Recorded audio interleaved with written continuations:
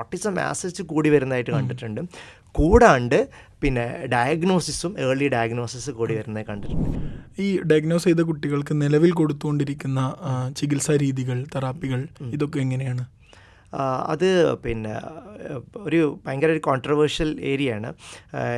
എനിക്ക് തോന്നുന്നത് ഒരുപാട് പേര് ട്രീറ്റ് ചെയ്യുന്നുണ്ട് ഓട്ടിസത്തിന്, പല രൂപത്തിൽ ട്രീറ്റ് ചെയ്യുന്നുണ്ട്. ഓട്ടിസം എന്നുള്ളത് ഒത്തൻറ്റിക്കായിട്ട് പറയുകയാണെന്നുണ്ടെങ്കിൽ, സയൻറ്റിഫിക്കായിട്ട് ലേറ്റസ്റ്റ് സ്റ്റഡീസൊക്കെ വെച്ച് പറയുന്നത് ഓട്ടിസം എന്നുള്ള ഇതൊരു ന്യൂറോ ഡെവലപ്മെൻറ്റ് ഡിസോർഡറാണ്. അതിന് കറക്റ്റായിട്ട് ഒരു മരുന്ന് ഇതുവരെ കണ്ടുപിടിച്ചിട്ടില്ല. ഒരു മരുന്ന് കൊടുത്താൽ ഓട്ടിസം ശരിയാവും. നമ്മളിപ്പോൾ ബാക്ടീരിയ ഇൻഫെക്ഷനൊക്കെ ഒരു ആൻറ്റിബയോട്ടിക് കൊടുത്താൽ ശരിയാവും, അങ്ങനെ ഒരു മരുന്നില്ല.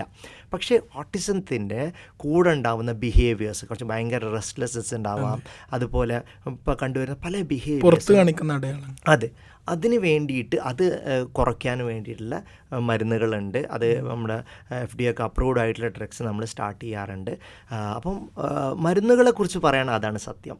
പിന്നെ ഇനി ഓട്ടിസത്തിനുള്ള ട്രീറ്റ്മെൻറ്റ് എന്ന് പറയുമ്പം അത് ഏർലി ഓട്ടിസത്തിന് വേൾഡ് ഓവർ ഒരുപാട് പഠനങ്ങളും ഗവേഷണങ്ങളും നടന്നുകൊണ്ടിരിക്കുന്നതാണ്.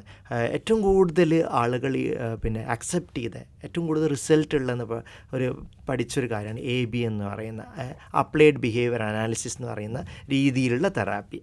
സാധാരണ ആളുകൾക്ക് ആ ഒരു ടേം ബുദ്ധിമുട്ടായിരിക്കും, പക്ഷേ ഈ ഒരു തെറാപ്പിയാണ് ഏറ്റവും കൂടുതലായിട്ട് ആളുകളെ അക്സെപ്റ്റ് ചെയ്ത് വന്നത്. പക്ഷേ ഓവർ ടൈമിൽ നമ്മൾ റിയലൈസ് ചെയ്ത കാര്യം എന്ന് പറയുന്നത് ABA തെറാപ്പി ഒരു ബിഹേവിയറൽ അപ്രോച്ചാണ്. ബിഹേവിയറിനെയാണ് നമ്മൾ അവിടെ ട്രീറ്റ് ചെയ്യുന്നത്. കുട്ടിയുടെ ന്യൂറോ ഡെവലപ്മെന്റൽ ഡിസോർഡർ, അതെ, ഇതൊരു ന്യൂറോ ഡെവലപ്മെൻറ്റ് ഡിസോർഡറാണ്. അപ്പോൾ ഒരു ബിഹേവിയർ സ്റ്റോപ്പ് ചെയ്യാൻ വേണ്ടിയിട്ടുള്ള രീതിയിലുള്ള അപ്രോച്ചാണ് ഇൻ ജനറൽ കണ്ടുവരുന്നത്. അപ്പോൾ അതൊരു ട്രഡീഷണൽ അപ്രോച്ചായിരുന്നു. അതിനെ മോഡിഫൈ ചെയ്തു, ABA കൂട്ടി അതിൽ ഡെവലപ്മെൻറ്റൽ അപ്രോച്ചും കൂടി ചേർത്തിട്ട് ഒരു NDBA എന്ന് പറയുന്നൊരു അപ്രോച്ച് ഉണ്ട്. അത് നാച്ചുറലിസ്റ്റിക് ഡെവലപ്മെൻറ്റൽ ബിഹേവിയറൽ ഇൻ്റർവെൻഷൻ. ഈ ഒരു രീതി എന്ന് പറയുന്നത് അതിൻ്റെ പ്രിൻസിപ്പിൾ പറയുമ്പോൾ കുറച്ചും കൂടി സിമ്പിളായിരിക്കും. ഇതിൽ കുട്ടിയുടെ ബിഹേവിയർ ഒരേപോലെ നമ്മൾ ടാക്കിൾ ചെയ്യാൻ ശ്രമിക്കുന്നുണ്ട്. അതേപോലെ തന്നെ കുട്ടിയുടെ ഡെവലപ്മെൻറ്റ് നോക്കിയിട്ട് ആ ഡെവലപ്മെൻറ്റ് സപ്പോർട്ട് ചെയ്യാൻ വേണ്ടി കൂടി ട്രൈ ചെയ്യും. അപ്പോൾ എങ്ങനെയാണ് നമ്മൾ ഇത് ട്രീറ്റ് ചെയ്യുന്നതെന്ന് ചോദിക്കുമ്പോൾ, അല്ലെങ്കിൽ ഇതിന് സപ്പോർട്ട് ചെയ്യുന്നതെന്ന് ചോദിക്കുമ്പോൾ, തെറാപ്പീസാണ് നമ്മൾ ഇൻ ജനറൽ കൊടുക്കുക. പക്ഷേ എങ്ങനെ ആയിരിക്കണം തെറാപ്പി? നമ്മൾ പല സെൻറ്റേഴ്സും തെറാപ്പി സെൻറ്ററുകളും റെഗുലറായിട്ട് കുട്ടിയുടെ തെറാപ്പി സെൻറ്ററിലിരുത്തും. പാരൻസ് എല്ലാം പുറത്തിരുന്നിട്ട് ഒരു CCTVയിൽ കാണും, അല്ലെങ്കിൽ സെഷൻ കഴിഞ്ഞിട്ട് കുറച്ച് കാര്യങ്ങൾ പാരൻസിന് പറഞ്ഞു കൊടുക്കും. ഈ ഒരു രീതി എഫക്റ്റീവായിട്ട് തോന്നിയിട്ടില്ല. പകരം പാരൻസിന് പിന്നെ കാര്യങ്ങൾ മനസ്സിലാക്കി കൊടുക്കുക. കുട്ടിയുടെ ഡെവലപ്മെൻറ്റ് ഇതാണ്, ഈ കാര്യങ്ങൾക്ക് ഇന്ന കാര്യങ്ങളാണ് ചെയ്യേണ്ടത്, ഡെവലപ്മെൻറ്റ് എങ്ങനെ സപ്പോർട്ട് ചെയ്യണം, ബിഹേവിയറിനെ എങ്ങനെ സപ്പോർട്ട് ചെയ്യണം. അപ്പോൾ വേൾഡ് ഓവർ NDBA ത്രൂ പറയുകയാണെങ്കിൽ നാച്ചുറലായിട്ടുള്ള എൻവിറോൺമെൻറ്റ്, ഡെവലപ്മെൻറ്റൽ അപ്രോപ്രിയേറ്റ് ആയിട്ടൊരു എൻവിറോൺമെൻറ്റ് അവർക്ക് ക്രിയേറ്റ് ചെയ്തിട്ട് പാരൻസ് മീഡിയേറ്റ് ചെയ്യുന്ന, ചൈൽഡ് ഇനീഷ്യേറ്റ് ചെയ്യുന്ന തെറാപ്പി ആയിരിക്കണം. അപ്പം തെറാപ്പിസ്റ്റ്, നമ്മൾ ഡോക്ടേഴ്സ് എന്നൊക്കെ പറയുന്നത് നമ്മൾ അവരെ ഗൈഡൻസ് മാത്രമായിരിക്കും കൊടുക്കുന്നത്. പാരൻസിന് കാര്യങ്ങൾ മനസ്സിലാക്കി കൊടുക്കുക, പാരൻസിന് പിന്നെ ഗൈഡ് ചെയ്യുക, എന്തൊക്കെയാണ് കുട്ടിയുടെ ഈ ഒരു കാര്യത്തിന് വേണ്ടി ചെയ്യുന്നത്, അല്ലെങ്കിൽ ഡെവലപ്മെൻറ്റ് സപ്പോർട്ട് ചെയ്യാൻ വേണ്ടി ചെയ്യുന്ന കാര്യങ്ങൾ പഠിപ്പിച്ചു കൊടുക്കുക.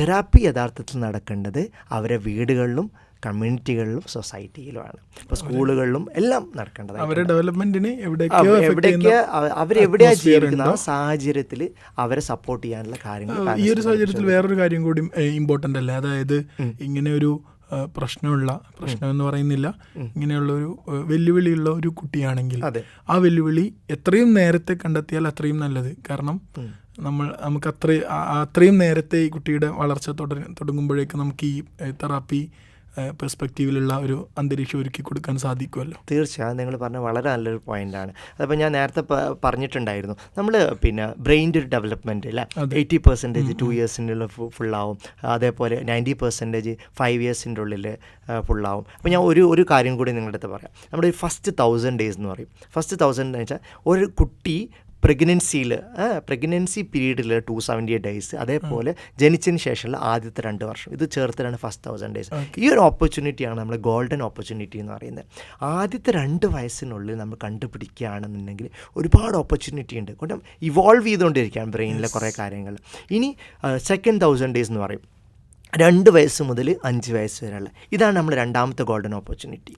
അപ്പോൾ ആ ഒരു സമയത്ത് കണ്ടുപിടിക്കുകയാണെങ്കിൽ നമുക്ക് ഒരുപാട് കാര്യങ്ങൾ ചെയ്യാൻ പറ്റും. പിന്നെ 3,000 days 5 to 8 years എന്ന് പറയുന്നത് അതാണ് തേർഡ്. അപ്പോൾ ഈ ഒരു ഓപ്പർച്യൂണിറ്റി മിസ് ചെയ്യപ്പെടാണ്ടിരിക്കുക എന്നുള്ളത് വളരെ ഇമ്പോർട്ടൻ്റ് ആണ്. നമ്മൾ കുട്ടികളിലെ ബ്രെയിനിന് ഒരുപാട് പൊട്ടൻഷ്യൽ ഉണ്ട്. ഇപ്പം കുട്ടി ജനിച്ച് നമ്മളടുത്ത് തരുമ്പം സ്വാഭാവികമായിട്ടും നമുക്ക് ഒരുപാട് റെസ്പോൺസിബിലിറ്റി ഉണ്ട്. ആസ് എ പാരൻ്റ് എന്നുള്ള രീതിയിൽ പാരൻ്റ് റെസ്പോൺസിബിലിറ്റിയാണ് എൻ്റെ കുട്ടി നോർമലായിട്ടാണോ ഡെവലപ്പ് ചെയ്യുന്നത് എന്ന് ഉറപ്പ് വരുത്തുന്നത്. അപ്പോൾ റെഗുലറായിട്ട് അവർ പീഡിയാട്രിഷ്യനെ വിസിറ്റ് ചെയ്യുമ്പം ഡെവലപ്മെൻറ്റ് കൂടെ പീഡിയാട്രിഷ്യനോട് ഡിസ്കസ് ചെയ്യേണ്ടത് ഇമ്പോർട്ടൻ്റ് ആണ്. പല പീഡിയാട്രിഷ്യൻസും സാധാരണ സ്ക്രീനിങ് ചെയ്യാറുണ്ട്.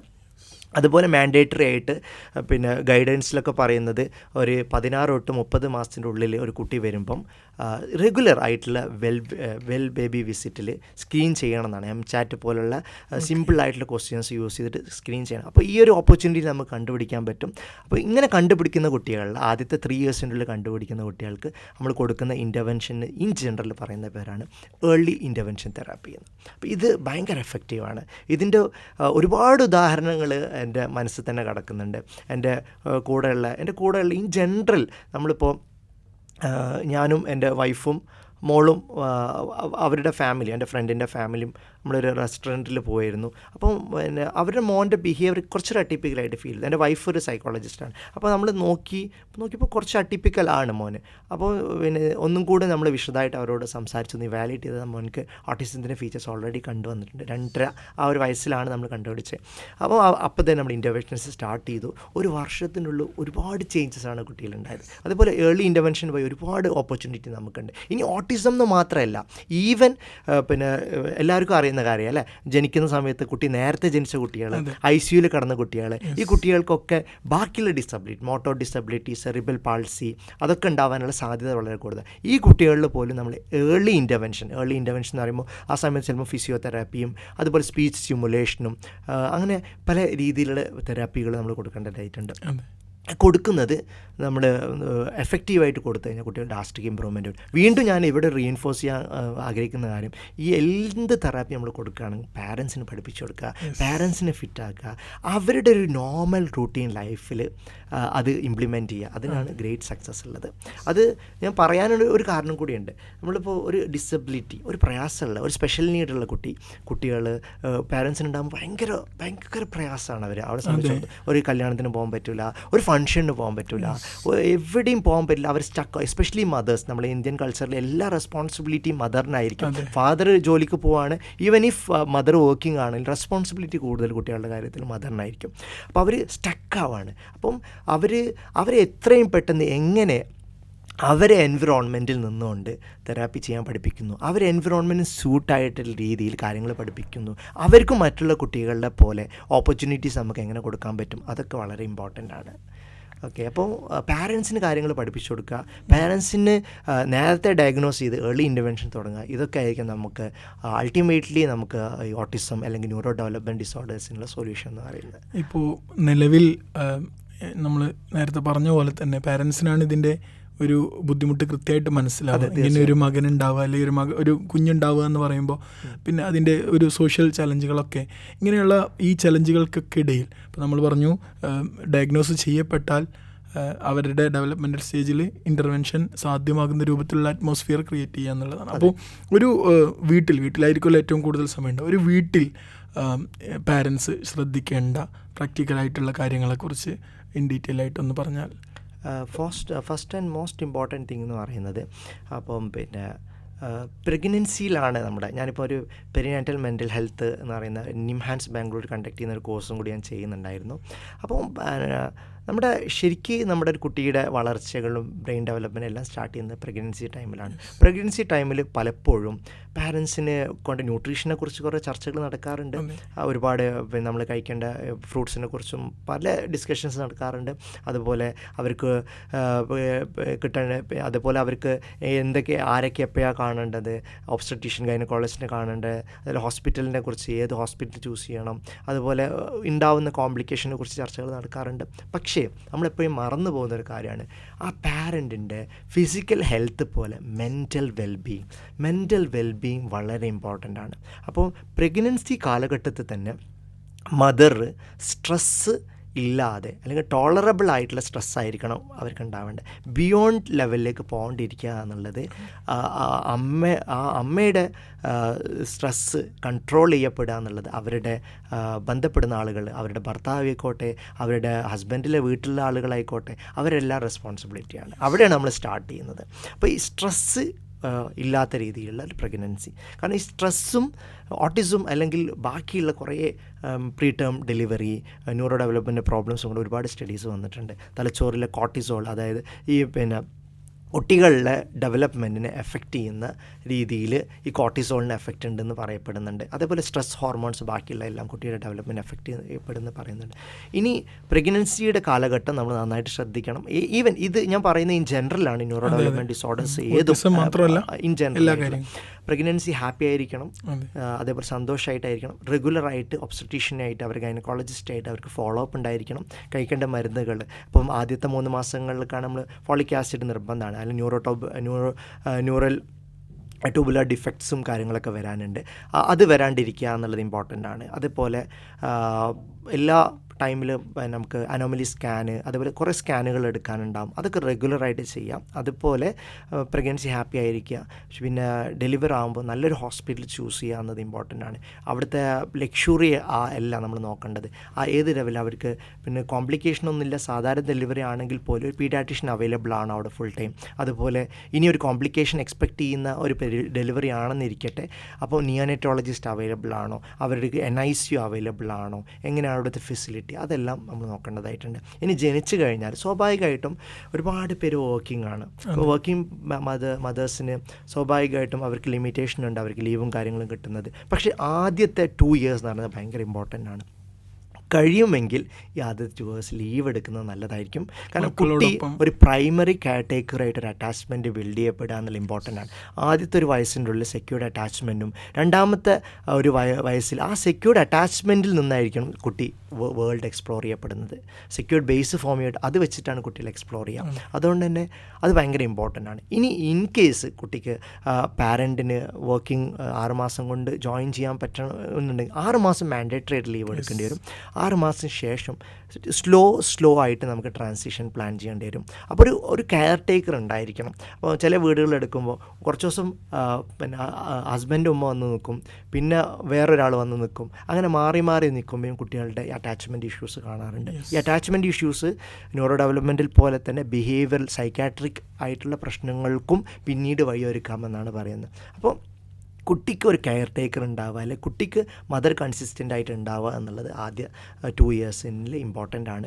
പിന്നെ ഏറ്റവും ഇമ്പോർട്ടൻ്റ് ആയ കാര്യം എന്ന് പറയുന്നത് കുട്ടീൻ്റെ ഡെവലപ്മെൻറ്റ് നോർമലാണോ എന്ന് നോക്കാം. നമുക്ക് ഫ്രീലി അവൈലബിൾ ആയിട്ടുള്ള കുറേ ടൂൾസും കാര്യങ്ങളുണ്ട്. CDC എന്ന് പറയുന്ന മൈൽ സ്റ്റോൺ ട്രാക്കർ, അതേപോലെ IAPയുടെ തന്നെ ഇന്ത്യൻ അക്കാഡമി ഓഫ് പീഡിയാട്രിക്സിൻ്റെ തന്നെ കുറേ റെഡ് ഫ്ലാഗ്സ്, ഒരുപാട് നമുക്ക് ഫ്രീലി അവൈലബിൾ ആണ്. അതേപോലെ RBSKയുടെ ഒക്കെ ടൂൾസ് അവൈലബിൾ ആണ്. അപ്പോൾ ഇത് നോക്കാനും മനസ്സിലാക്കാനുള്ള പ്രയാസമുള്ള ആളുകളാണ് സ്വാഭാവികമായിട്ടും അവർ പീഡിയാട്രീഷ്യനെ വിസിറ്റ് ചെയ്യുമ്പോൾ.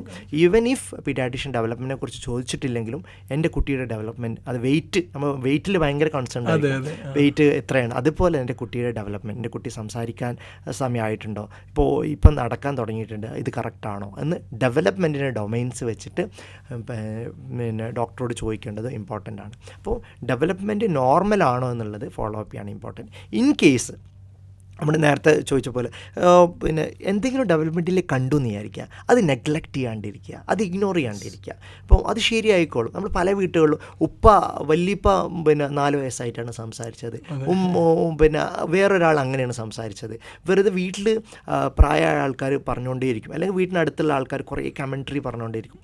അതിന് വെയിറ്റ് ചെയ്യാണ്ട് ഡെവലപ്മെൻറ്റിൽ എൻ്റെ കുട്ടിക്ക് ഏതെങ്കിലും ഒരു സ്പിയർ, ഞാൻ പറഞ്ഞ പോലെ ഈ 5 ഡൊമൈൻ എന്ന് പറയുമ്പോൾ മോട്ടോർ, ഓടുന്ന ചാടുന്ന അങ്ങനത്തെ കാര്യങ്ങൾ, പെൻസിൽ ഉപയോഗിക്കുന്നു, പെൻ ഉപയോഗിക്കുന്നു, അത് ആ കാര്യങ്ങൾ. അഡാപ്റ്റീവ് എന്ന് പറയുന്നത് ടോയ്ലറ്റ് ട്രെയിനിങ്, ഫീഡിങ്, അതുപോലെ സോഷ്യൽ എന്ന് പറയുന്നത് പിന്നെ ആളുകളോട് കമ്മ്യൂണിക്കേറ്റ് ചെയ്യുന്നത്, എങ്ങനെ കമ്മ്യൂണിക്കേറ്റ് ചെയ്യണം, ഇൻറ്റൻറ്റോടുകൂടി കമ്മ്യൂണിക്കേറ്റ് ചെയ്യുന്ന ഐ കോൺടാക്റ്റ്, അങ്ങനത്തെ കാര്യങ്ങൾ. ലാംഗ്വേജാണ് സംസാരം, അതേപോലെ മനസ്സിലാക്കുന്നത്. കോഗ്നിഷൻ എന്ന് പറഞ്ഞാൽ തിങ്കിങ്, മെമ്മറി, ലേണിംഗ് ഒക്കെ. ഇതിലേതിലെങ്കിലും പ്രശ്നങ്ങളുണ്ട് എന്നുണ്ടെങ്കിൽ ഡയറക്റ്റായി ഡോക്ടറെ വിസിറ്റ് ചെയ്യുക. വെയിറ്റ് ആൻഡ് വാച്ച് എന്നുള്ളത് കൊണ്ട് നമുക്ക് ഓപ്പർച്യൂണിറ്റി നഷ്ടപ്പെടുകയാണ്. കുട്ടിക്ക് ഏറ്റവും കൂടുതൽ സപ്പോർട്ട് ചെയ്യേണ്ട കാലഘട്ടം എന്ന് പറയുന്നത് ആദ്യത്തെ 2 years ആദ്യത്തെ 5 years ആണ്. നമ്മളെപ്പോഴും വിചാരിക്കും കുട്ടി വലുതായിട്ട് നമുക്ക് ഒരുപാട് പിന്നെ പൈസ അല്ലെങ്കിൽ നമ്മൾ ഒരുപാട് ഫിനാൻഷ്യലി അവർക്ക് വേണ്ടിയിട്ട് സപ്പോർട്ട് ചെയ്ത് കഴിഞ്ഞാൽ നമ്മൾ ചെയ്യുന്നത് ബെസ്റ്റാണ് അല്ല. ഇപ്പോൾ ഇന്നും എൻ്റെ അടുത്തൊരു പാരൻറ്റ് വന്നിട്ടുണ്ട്, വൺ ഓഫ് ദി ഓൺട്രപ്രണറാണ് എൻ്റെ അടുത്ത് വന്നത്. അപ്പോൾ അവർ ഒരുപാട് ഫിനാൻഷ്യലി സ്റ്റേബിളാണ്. ഞങ്ങൾക്ക് ആ പാരൻറ്റിനോട് ചോദിച്ചൊരു കാര്യമുണ്ട്, നിങ്ങളുടെ കുട്ടിക്ക് 2 വയസ്സായി, അപ്പോൾ നിങ്ങളുടെ കുട്ടിയുടെ കൂടെ നിങ്ങൾ എത്ര സമയം ചിലവഴിക്കുന്നുണ്ട്? അപ്പോൾ ആ പാരൻറ്റ് പറയുക ഹെൽപ്ലെസ് ആയി, എനിക്ക് ടൈം കിട്ടാറില്ല. അപ്പോൾ നിങ്ങൾ ആ കുട്ടിക്ക് ഒരു 12th കഴിഞ്ഞ് ഒരു ഇന്ന മെഡിക്കൽ കോളേജിൽ കോടികൾ കൊടുത്ത് സീറ്റ് വാങ്ങിച്ചു കൊടുക്കുന്നതിനേക്കാൾ ഇമ്പോർട്ടൻറ്റ് ഇപ്പോൾ നിങ്ങൾ ആ കുട്ടിയുടെ കൂടെ ക്വാളിറ്റിയോട് കൂടി ടൈം സ്പെൻഡ് ചെയ്യണം. ക്വാളിറ്റിയോട് കൂടി ടൈം. അപ്പോൾ നമ്മൾ മൊബൈലിൽ നോക്കിയിട്ടാവരുത്, മൊബൈലും സ്ക്രീനൊക്കെ മാറ്റി നിർത്തി 100% കുട്ടികളുടെ ഡെഡിക്കേറ്റ് ചെയ്തിട്ട് ടൈം സ്പെൻഡ് ചെയ്യുക എന്നുള്ളതും വളരെ ഇമ്പോർട്ടൻ്റ് ആണ്. ഡെവലപ്മെൻറ്റ് മോണിറ്ററിങ് പോലെ തന്നെ കുട്ടി ക്വാളിറ്റി ടൈം സ്പെൻഡ് ചെയ്യുക എന്നുള്ളതും വളരെ ഇമ്പോർട്ടൻ്റ് ആണ്. ഇതൊക്കെയാണ് ഇൻ ജനറലായിട്ട് നമ്മൾ കുട്ടികളെ ഏർലി ഡെവലപ്മെൻറ്റിൽ സപ്പോർട്ട് ചെയ്യുക.